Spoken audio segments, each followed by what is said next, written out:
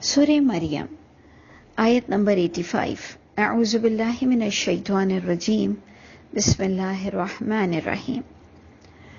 ہم پڑھ رہے تھے کہ بالکل آخری اختتام ہے سورہ مریم کی آیتوں کا، کہ بار بار سمجھایا گیا کہ نیک لوگ کس طرح سے اپنی زندگی گزارتے ہیں، اپنے قرآن کو کتنی اپنے عمل سے حفاظت کرتے ہیں کہ کسی صورت بھی ان کے کسی عمل سے قرآن کی ہتک نہ ہو، قرآن کے لیے گستاخی نہ ہو، کیونکہ ویسے بھی ہم مسلمان لوگ قرآن کی بڑی عزت کرتے ہیں، لیکن یہ بھول جاتے ہیں کہ ہم اپنے عمل سے کتنی آیتوں کو رون دیتے ہیں اور ہمیں اس کی کوئی فکر نہیں ہوتی ہے، اور یوں ہم بظاہر قرآن کی کتاب پر مرتے ہیں۔ تو اللہ ہم سب کو عمل کے لیے بھی وہ جذبہ عطا فرمائے، ہمیں ہر پل اللہ کی یاد قائم ہو جائے ہمارے یہاں، اور وہ بھی شفقت کے ساتھ، کیونکہ جب اللہ عذاب لائیں گے نا پھر تو انسان کو صرف اللہ یاد رہتا ہے۔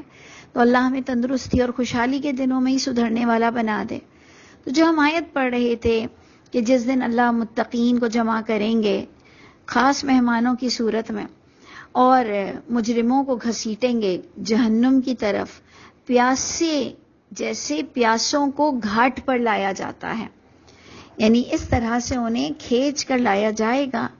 لا یملکون الشفاعہ، یہاں پر بھی وہی شفاعت کی بات ہے کہ کوئی کسی کے پاس اختیار نہیں ہوگا شفاعت کا، الا من اتخذ عند الرحمن عہدا۔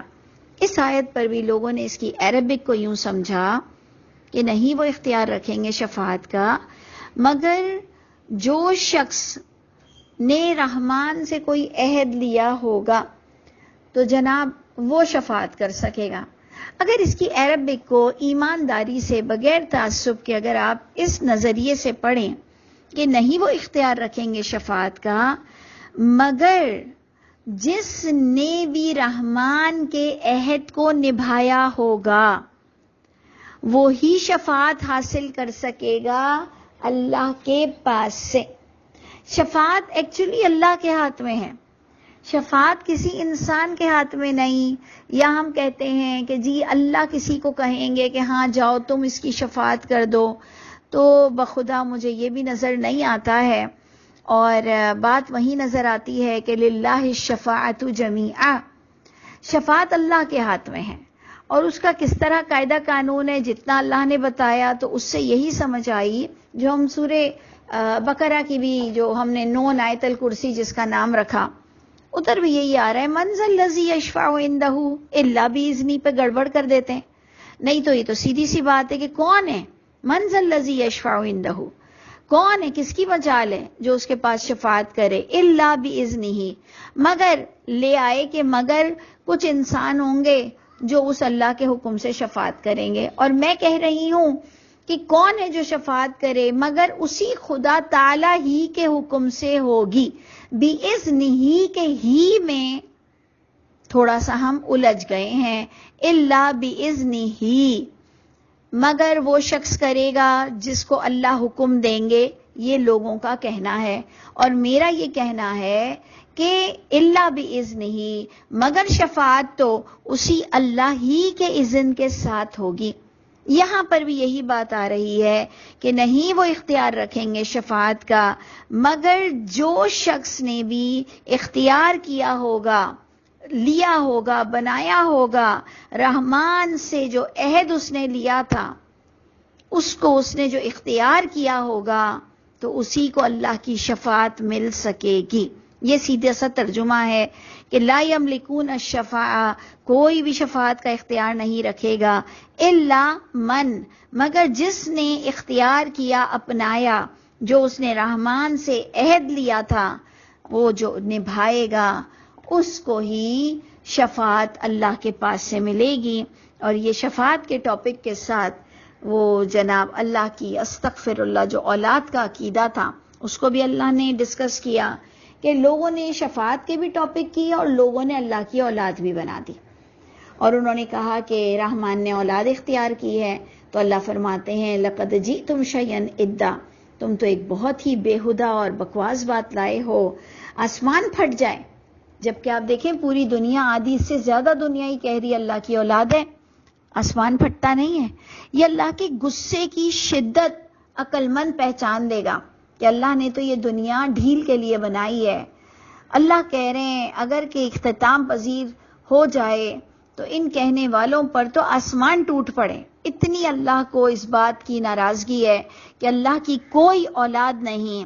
پھٹ جائے آسمان، قریب ہے کہ اوپر سے اس سے وطن اس بات سے منہ اس بات سے وطن شق الارض، اور پھٹ جائے زمین اور گر پڑے پہاڑ، حدا پارا پارا ہو کے. یعنی اتنی فضول غلط گندی بات ہے کہ رحمان کی اولاد ہے. اللہ نے اپنے لیے اولاد نہیں پسند کیا، کیونکہ نہ اللہ کو موت ہے اور نہ اللہ کو بڑھاپا ہے اور نہ اللہ کو محتاجی ہے.